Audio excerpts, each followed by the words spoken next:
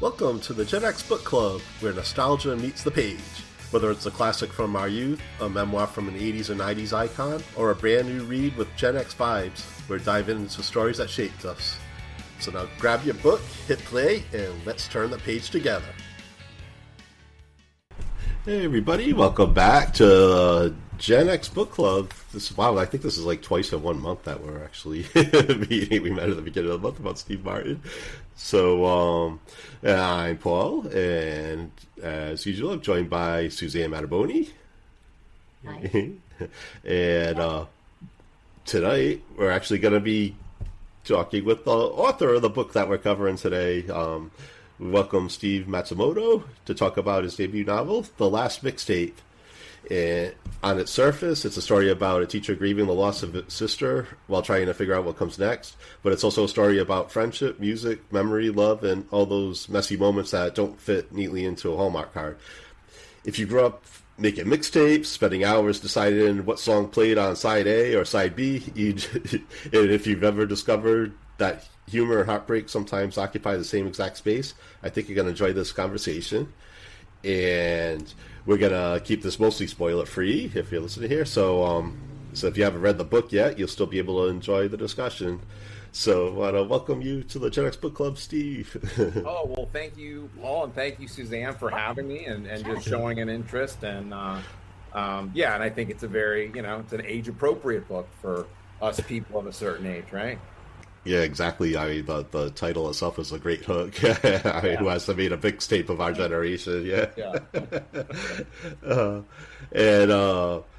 So how's life been treating you since the book came out? It's been really fun. In our first discussion, we talked about how we all have other jobs. Yeah. But I think that this is a matter of reaching my mid-50s and saying that, hey, authorship and being a writer is something that I want to do, and while it's not paying a ton of bills, it is a fun side project, and it's been more than anything else. It's just been an adventure, and putting yourself out there in a creative way, in a creative space with a book. Yeah. And have you been getting feedback about the book? Is there anything surprising that you've gotten back? Well, no, I think first and foremost, if you're going to put anything out there, you have to be open to everything, right? You have to have the thick skin for good, bad, or indifferent, right? Yeah. I think that, for the most part, it's been overwhelmingly positive. And I think that, people who've had some experience with grief, that's one population that's really, found it. And then obviously, people who were drawn in by, the mixtape and, remembering that. And then, there's been some reviews where you just sort of have to be like, well, it's okay. But what I would say is that, just the people from my past that have found it, I think that's been the most rewarding thing to make. Oh, that's cool. To make a connection with someone, I haven't heard from in 30, 40 years, Wow. Oh, nice.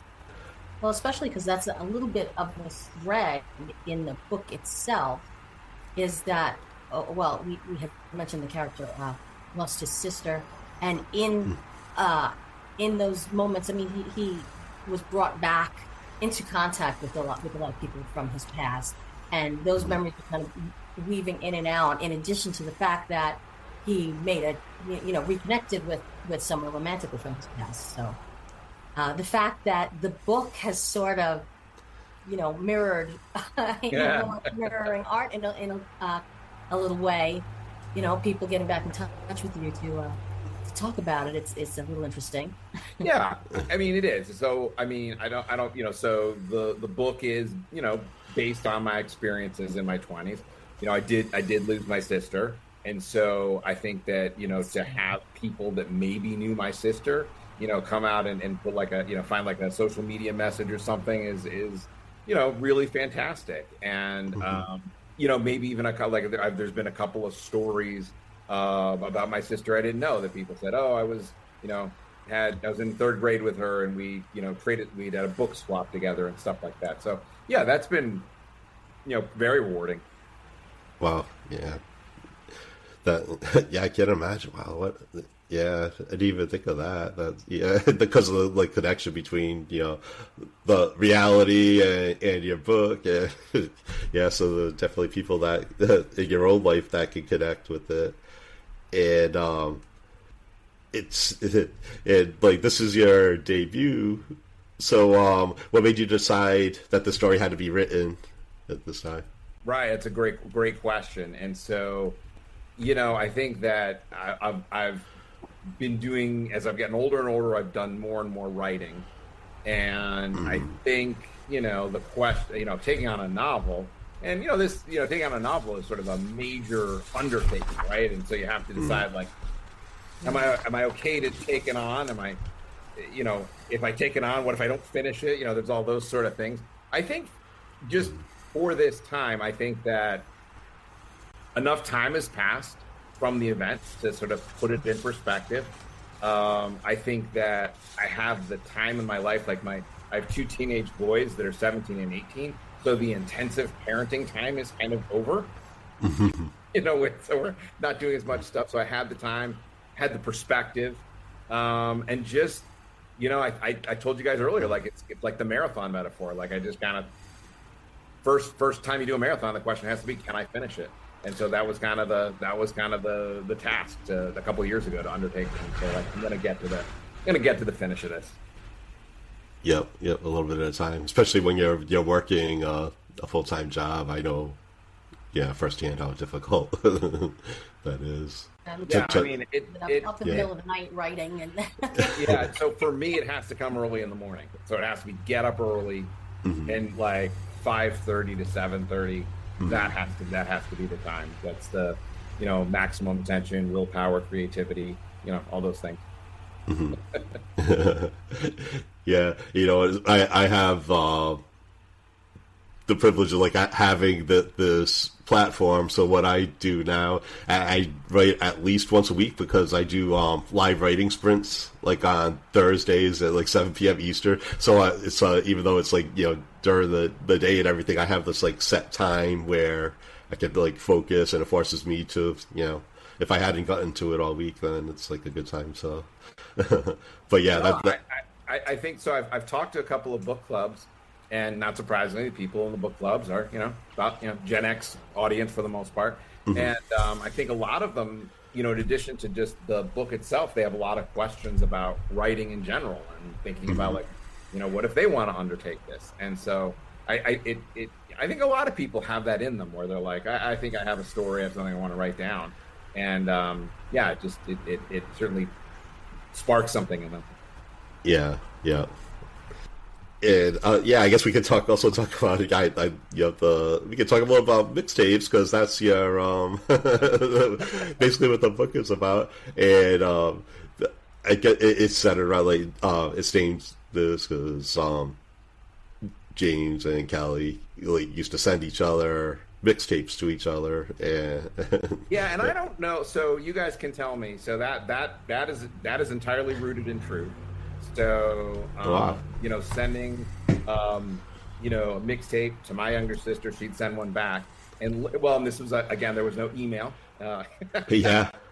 So literally each letter was accompanied with a letter, and you had to work in the name of the song in the order in which it appeared.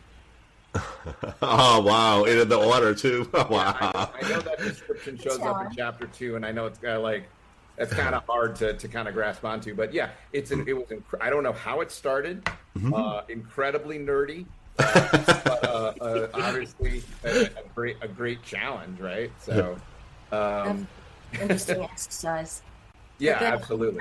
I had mentioned I feel like a lot of us out there were communicating via mixtape, one way or another. Maybe not quite in such a structured way as you and your sister or the characters in the book. They're reflecting that reality, but just a lot of us communicated via music or via song lyrics. I remember writing the complete lyrics to a Billy Joel song to a 10th grade boyfriend to send it to him.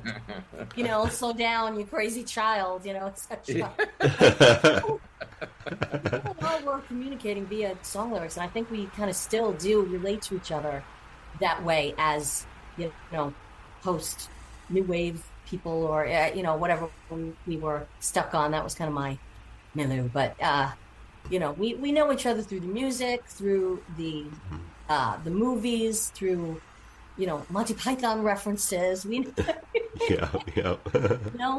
We're not letting go of that kind of stuff. So yeah, no, and I mean it was all it was all so real, and I can remember.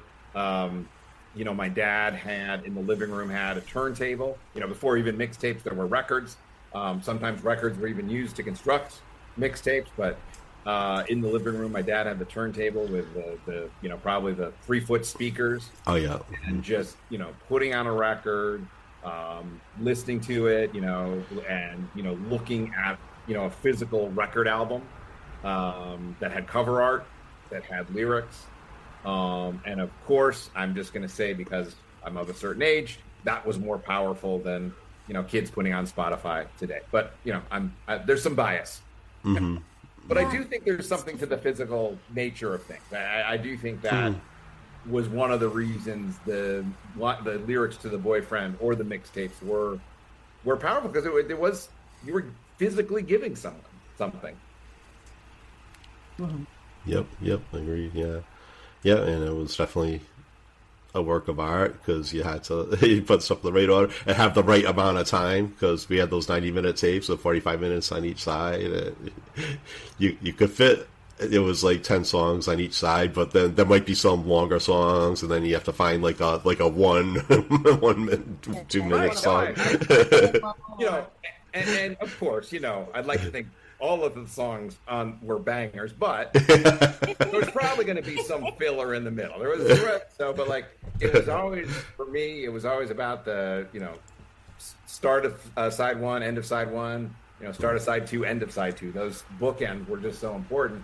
And again, just I'm thinking about my children and how, like, to make one, like, you had to like wind the tape forward a little bit, past that clear section, to where the magnetic tape actually started recording. Like, I know these are these are little tricks and the joys that our kids will never know. Yeah, exactly. Yeah. Sure. How much kids we had to be.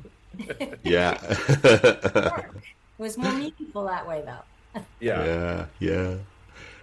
And we had also, you talked about the grief portion of this is when we first discovered you. We had just done Ordinary People, and that was like a super heavy book, and then it now a story about your sister, James' sister, dying by suicide.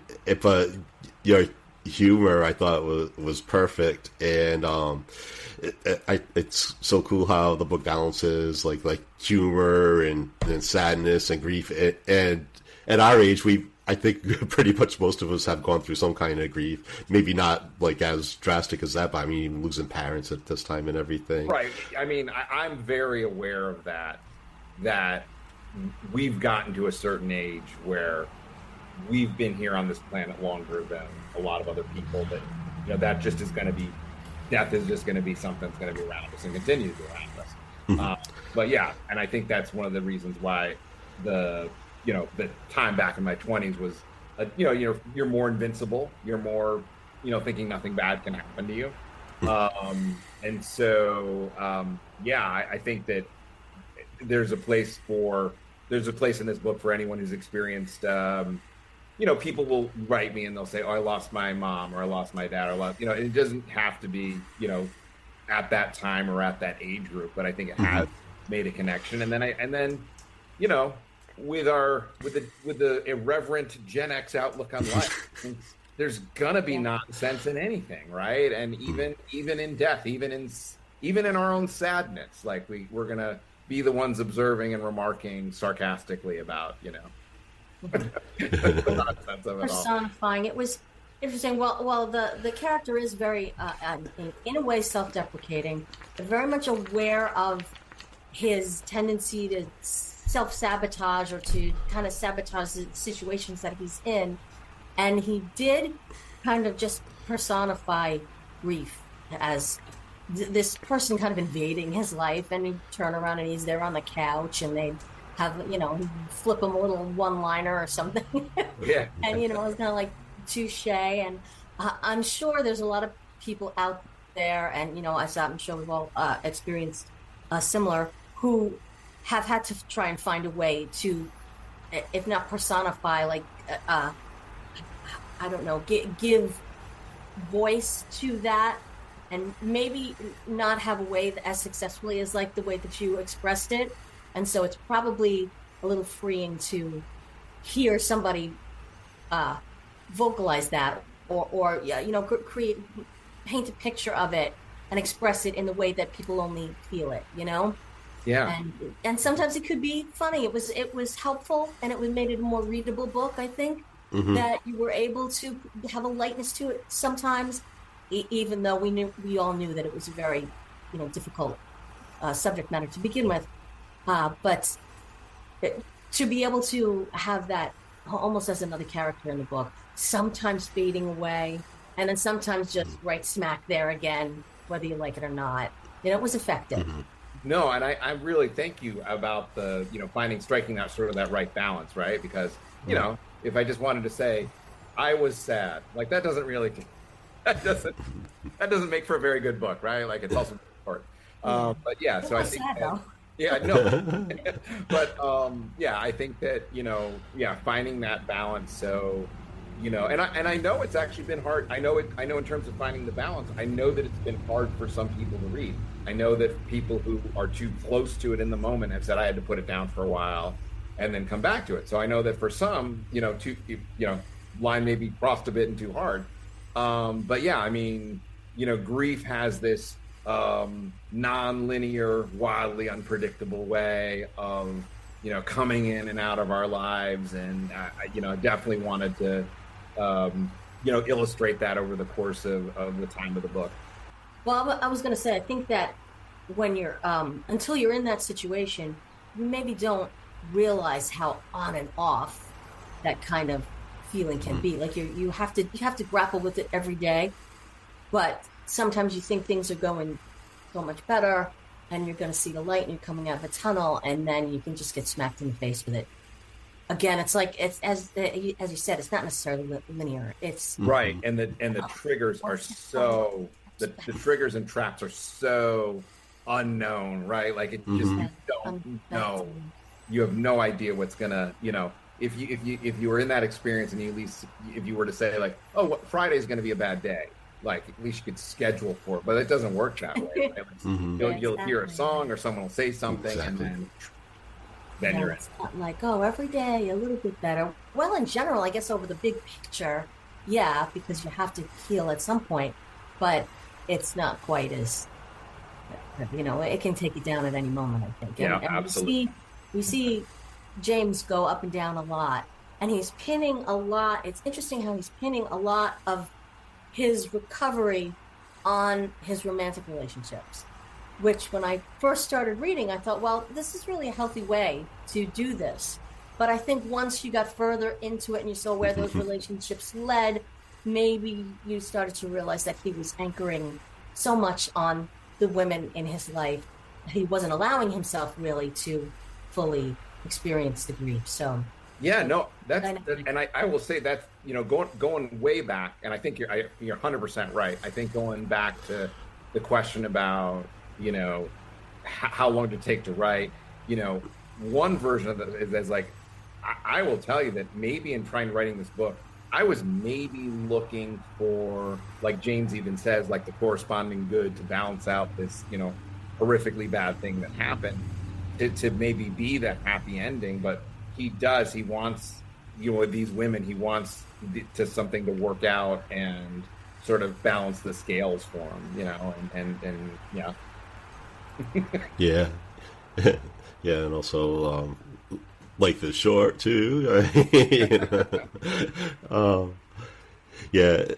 Oh, and little, some of the funniest moments, especially at the beginning, you came from the children. So, was that your experience? Did you get that from real kids that you hear?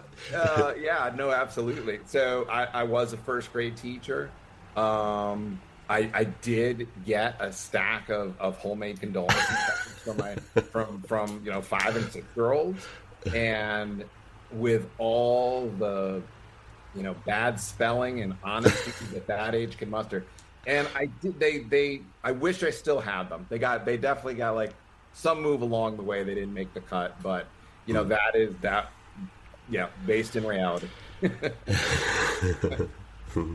It's true. I'm imagining who sat them down and said, okay, you should all write nice notes to your teacher because this happened. And the children trying to figure out what to do in that situation and what to write. And that's what came out. So not to mention at that age, there's not a lot of words you can write, right? You're just you don't know how to write a lot of words. Testing certain ways. This is something you have no experience with whatsoever. And but kind of put through the paces of the etiquette of helping someone breathe and which brings up a great point, right? A great point is that we're awful with grief and each other's grief because we never learn how to do it. We're never taught.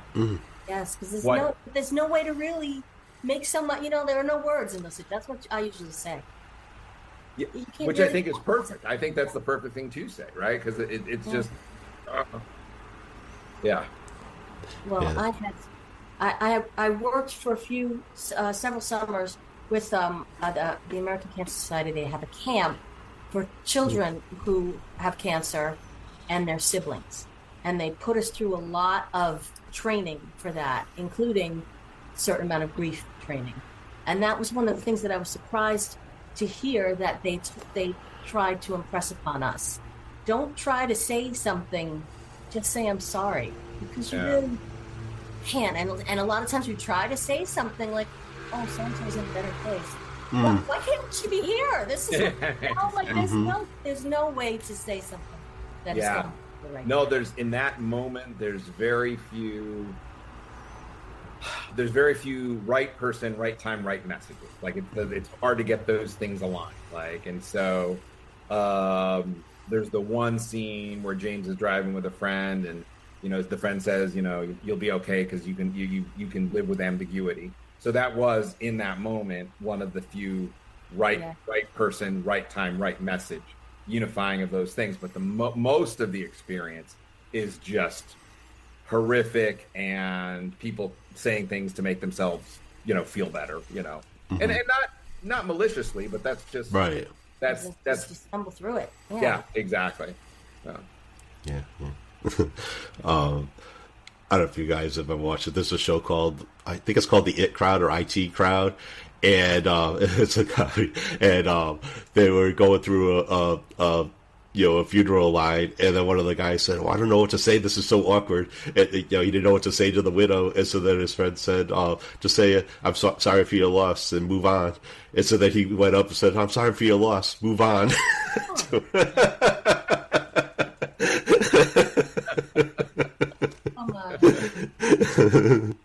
It does.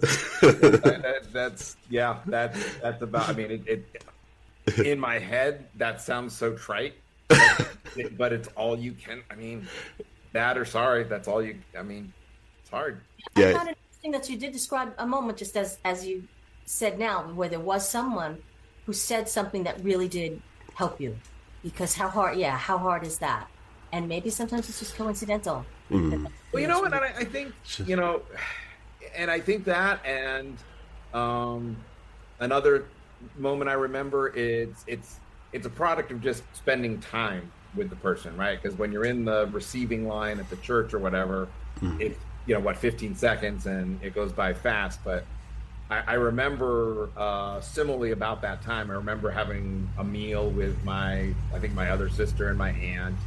And I remember my aunt saying, someone asked her, we were doing the thing after a death where everyone says, are you okay? Are you okay? And my aunt said something to the effect of, you know what? We should just stop asking that, because if you're doing okay, great. And if you're not doing okay, you have a perfectly good reason not to. Mm-hmm. Yeah. That's another... I'm okay. What do you say? No, I'm not okay. Yeah. So, to the emergency. I don't know. What do you... It's true. It's hard. But I also found it interesting that the romances were so important in the book. Almost, I mean, usually it's women's books that are, okay, we have a love triangle and we're frenemies, and things are going to change and we're going to be in love. And I almost felt like it was refreshing to see a young man, feeling that was giving the level of importance in the book to the progression of his romances. And even like I came to appreciate the cover of your book a lot once I got because then you recognize every little thing that's on there, like the trapezoid and the initials, and everything was really specific to things that went on in the book. But it was interesting to see the guy's point of view of a romance instead of just always hearing, the woman's point of view on that kind of thing. So it filled me in a little bit that, the guys have hearts too, as much as well, and I think that's we're the only ones that obsess over this. No, that's definitely something that's come up, that a lot of of the books that are written with male protagonists, we got action spies or heroes or whatever. But yeah, I mean, while not I wouldn't, this isn't like a romance book per se, but it has some elements of that, and definitely. So that last book club that I met with, they kind of got onto that, this whole notion of that this is something told from a male point of view, which is pretty unusual. Doesn't typically come up about a lot. So yeah, I think that and that is they are very important to James, as you mentioned. So he thinks and overthinks about both those relationships quite a bit. Let's see, I'm going through my list here. Yeah, it's so awesome. We really covered everything that's like.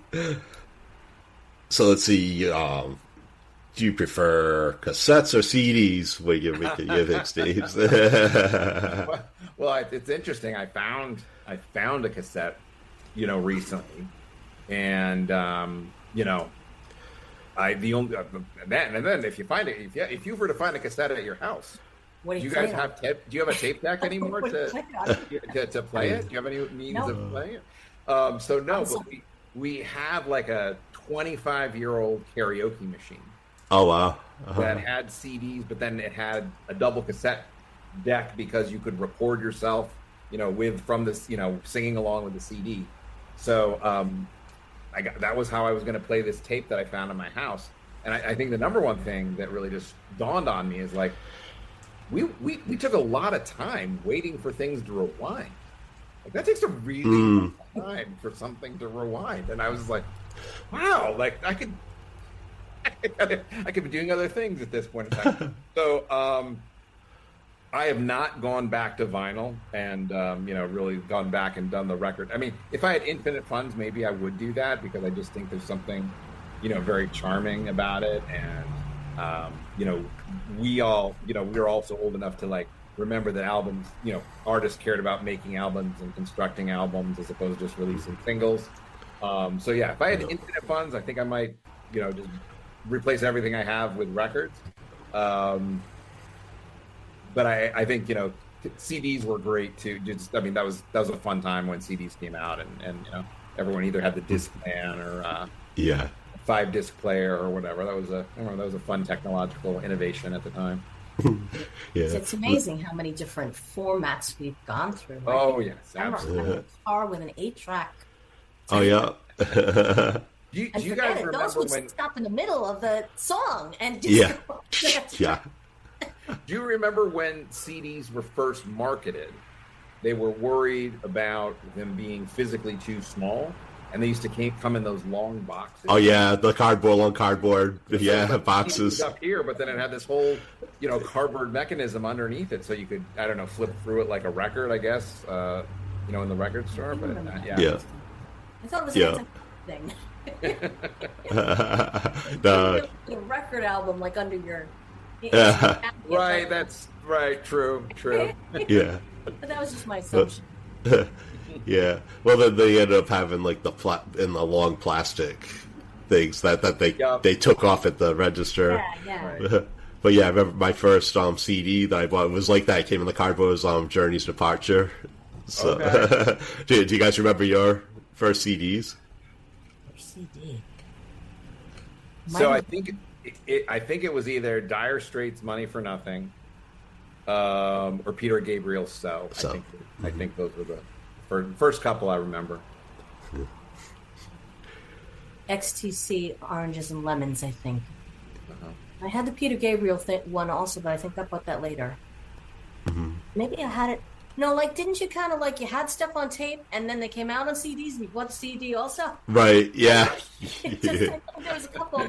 I had the album, I had the cassette, and I had the CD, so I think I might have had a. Yeah. And then you download on iTunes when that came out. I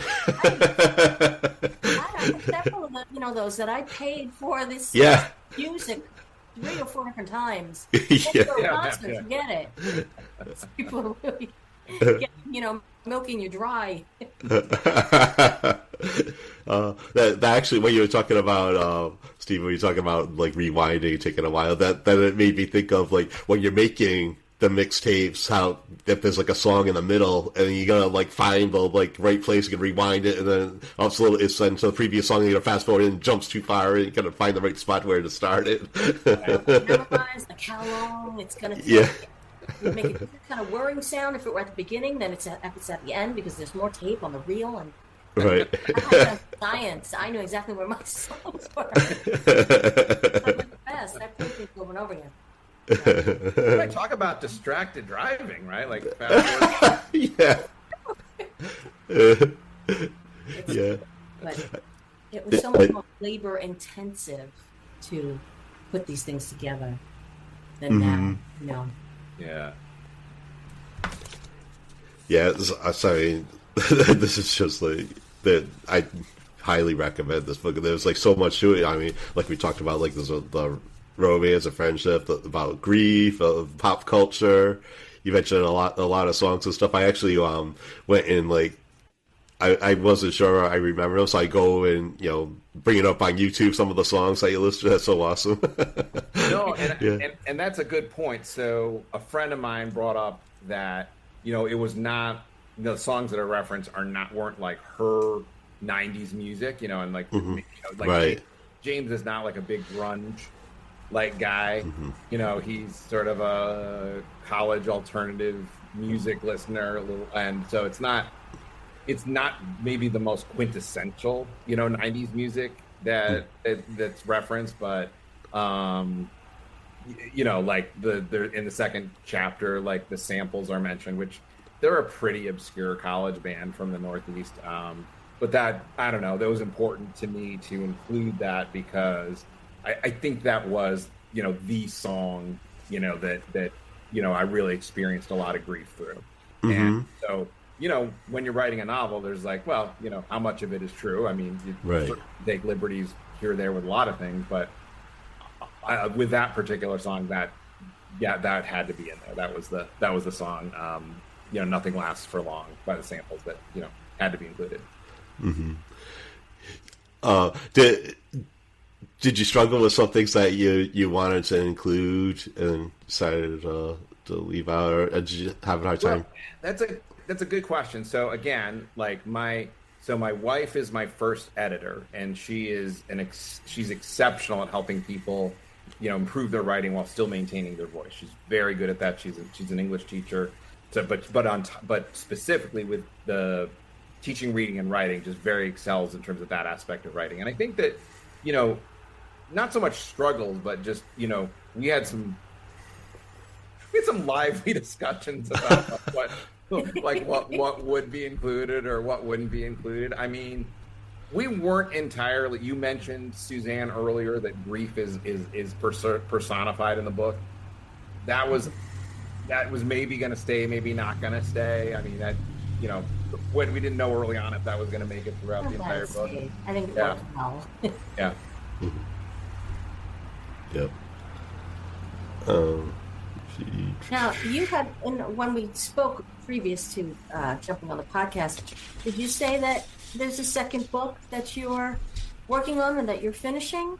Yeah, no, there's another book and it's gonna be, it's still about James Nakamura, so it's gonna be seen as a sequel. I don't, for a number of reasons, I don't want to say that it's a sequel, but yeah, it is going to be episodes from James's life down the road, and the title of that is Textbook James. Interesting. So you can maybe tell from the title he's still teaching at this particular point in his life. Hey, very cool. I'd kind of be interested to, like, no spoilers, but I almost wanted to tie things up better with him and these two women as by the time we got and so I was kind of wondering where he ended up and how long it took him to kind of get his equilibrium, No, I think, like you said, without giving anything away, I think a lot of people are probably curious. They want to know what happened to James, especially if they were rooting for him. So yeah, this will Textbook James will indeed let the reader find out what happens to James. Mm-hmm. That's nice. Yeah.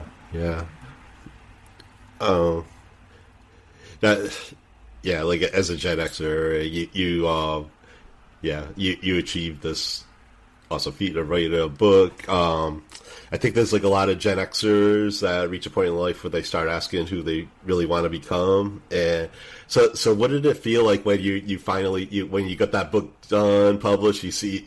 You received the hard copy of it. Can you explain to Gen Xers that feeling of accomplishment of? Yeah, I mean, yeah, and I think there would be that feeling of accomplishment regardless of what generation I felt. But I think that there is something about, I don't know, we so strongly identify with being of the age that we are, and so I would say the moment was probably, Paul, when the books were physically shipped to my house, right? And you open it up and you're literally holding it for the first time, and I waited till my wife was home and we kind of looked at it, and it just it sounds maybe something as simple as like, hey, I did it, which sounds simple, but it's true, right? And so I think when you go down this path of wanting to be an author and wanting to write a novel, I think you find out a couple things. I think you find out a lot of people have done it, but it's still an amazing accomplishment to do it. Mm-hmm. So, Certainly. Yeah. Yep. Yeah. Definitely a journey. Definitely a longer journey. Well, see, I wanted to be a writer pretty much my whole life, and went to college and actually majored in fiction writing. But then went out and I looked around, and everybody else around me who was, an engineer or a computer programmer or whatever they were actually making money, and I was not. Followed out and went into marketing and advertising, and was a public relations director. Kind of came back to this later in life, just because it's kind of that thing, like, all right, you always wanted to do it, you better do it. Better do it now. Even with that, it's still a great accomplishment. And even with that, and joining up with the writing groups that I did and such, people were saying things to me like, yes, okay, good luck on your journey. And I'm like, I'm not climbing Kilimanjaro. I'm like, it feels a middle grade, but right? Yeah, exactly. Yeah. 2 years into it, I'm like, oh my God. God. Oh my God. Right. Yeah. So, what was I thinking? I was very reluctant in the middle. So let's say the writing took place, let's say mostly in 2024. I was very reluctant in the midst of it to tell anybody that I was writing a book. I just really thought, if you tell someone you're writing a book, you better finish it. You're sort of saying that you're going to get to the end, and I guess, I don't know, fear, lack of confidence, who knows. So yeah, I had a hard time uttering those words, to another person, because I didn't know if that, whether I would make it to the end or not. So I don't know. It is a journey. It absolutely is, for sure.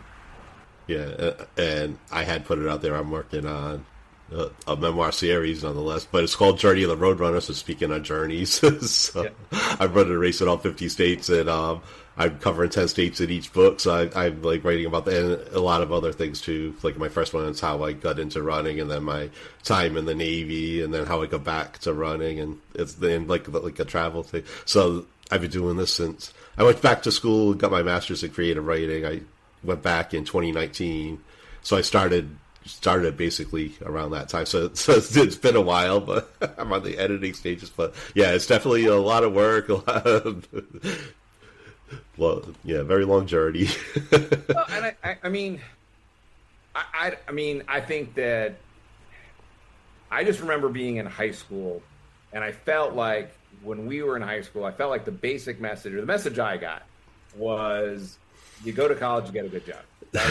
I felt like that was kind of the basic message. I feel like today, I don't know, you can open toys on YouTube and make hundreds of thousands of dollars. There's more creative ways to do things nowadays. But back then, I felt that was the basic message. And I don't know, Suzanne, I don't know if I always had the writing, bug, but I definitely had, what I had was the voice. I had the ability to tell stories and had a point of view that I think, was sort of well developed. So that while the writing habit wasn't there, I think the voice was there. And I think that's what just evolved over time and got to a point where like, yeah, I'm going to take this on. Well, it's definitely a good voice. And I was surprised in learning in our earlier conversations that you didn't, as a younger person, see yourself as like an English person. No. It was, I think I shared with you that like I literally had trouble writing words in first grade, and my mom said that boys' writing muscles develop later. I was like, good, all right, that's my excuse. I'm going to use that for a long time. But no, I really, not until maybe brushing 30 did I try to really start to like craft words and sentences into something vaguely meaningful. I wouldn't have guessed, I'll be honest. You have a lot of nice phrases. I think it's a very well done book, and it definitely has a voice, definitely has a strong voice. So, and sometimes like you said, it's hard to listen to the voice because the voice is struggling, but that just, it shows that it's effective. No, thank you. It's conveying what it wants to convey emotionally. So not everybody can do that. Yep. Effective and relatable. I cried it. I choked up, but I cried it in moments. So, you wanna say, "It'll be okay." I get those moments of, okay. I've definitely gotten some people and some reviews that are like, yes, like I laughed and cried in the same sentence in the same chapter, and definitely that's definitely part of it, and there's just some things that are downright sad, Yep. All right. Did you have anything else, Suzanne? I think we covered a lot of ground there, and I don't want to. It was good being able to read the book and not really know where it was going. So I don't want to ruin that for anybody else. Yeah. But it's you do get invested in, okay, how is this going to turn out, and which of these women is going to be good for him, and or maybe he needs his own space, or how is this going to turn? So I don't think it was that easy to predict. It could have gone any way.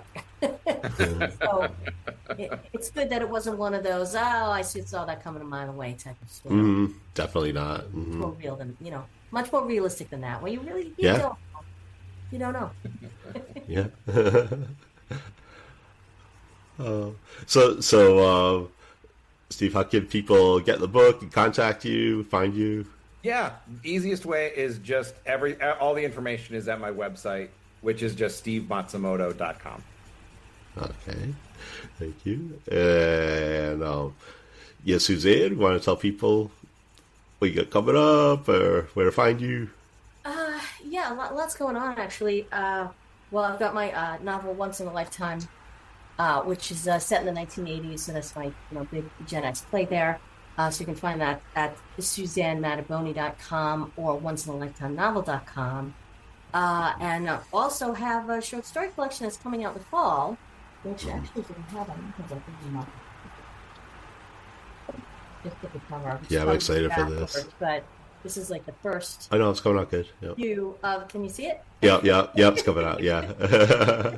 Scary. The cover, yeah, kind of. Scary and pretty. Stories and dysfunctional relationship stories and family stories and how that all tangles together. So that'd be fun. So I'll get the website together for that too. But awesome. I'm hoping that's going press with Mantle Publishing. So.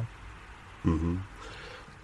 It's Steve. Thank you so much for joining us and sharing your book. It's such, I hope people really enjoy this. This is incredible. I hope everyone listeners check it out. And viewers, thank you so much for having me. I really enjoyed the conversation, guys. Yeah, definitely. It's so much fun, and the book is a lot of fun, and emotional, and everything, nostalgic. So yeah, please check it out. And thank you everybody for watching. And we'll see you next time. And remember, be excellent to each other. And party on, dudes!